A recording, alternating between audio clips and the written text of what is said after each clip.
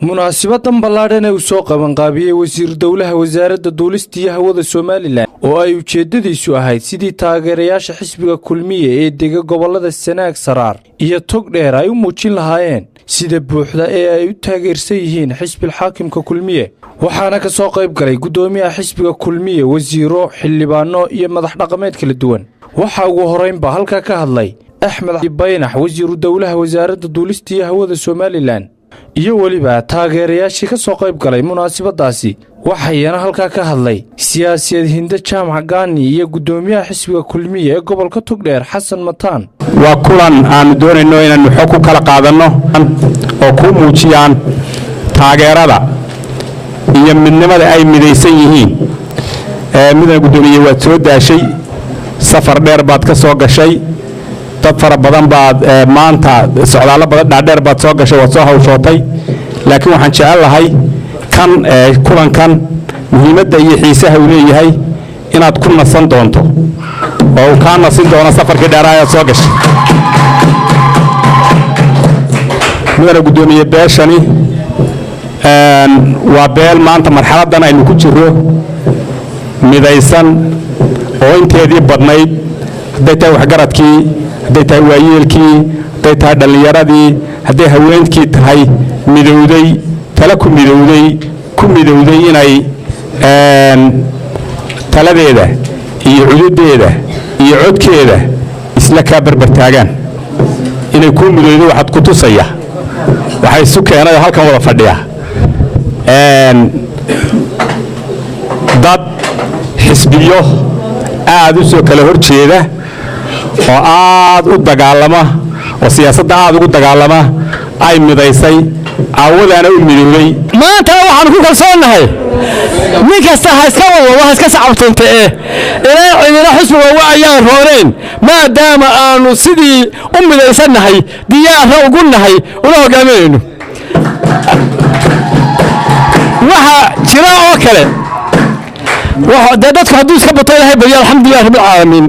baadi ma waayo baadi awashayd ka xadin waxba kama jiraan baadidaasi waxba kama jiraan reerkii waa kan halkii ay tagto gobolada kale diyaar baa leedka xisbiga looga yahay diyaar baa la soo dhaweeyaa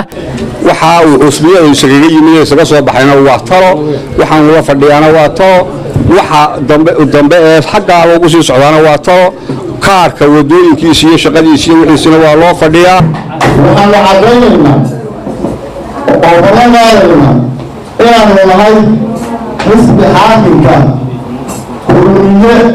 horena aanu ahayn maantana waxaanu ballanqaadaynaa inaanu dardarka u goyno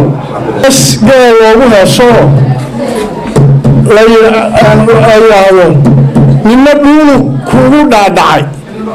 marka geel la waraabinayo wey nina dhuunu kugu dhaadhacay nina dhaqashu kugu dhabarjo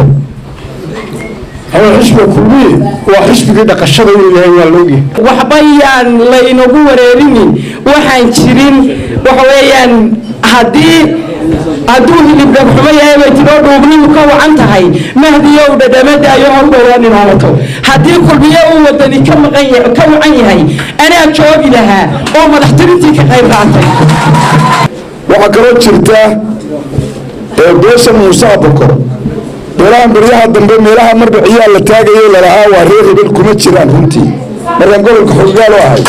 waxaa gabagabadii halka ka hadlay wasiirka wasaaradda hawlaha guud iyo guryeynta Somaliland Ali Mareexaan iyo gudoomiyaha xisbiga kulmiye ahna musharax madaxweynaha xisbigaasi Muuse Biixi Cabdi وزارة الريف المصاصص الأمر يسأل يسوق قصلوي إلى رصاص يومري ريف الدين عن الناس ما يجيبون هذه الروحة كل يوم حسب الحاكم لا هو يسلم وحلك تشوفه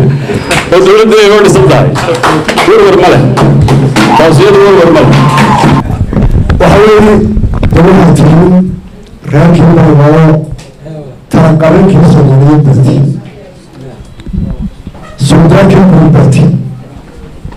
سياسة الصومال عدو أساستي إلا شريعة فرطكي صومالي تريد الحرمون دولو إحضارة تبيد الله حشرة دولتي إحضارة هيرجريسي صومالي بسياسة تقول يتبع حلقها سياسة الله دولو Mahad Ali Goodir Star TV burco.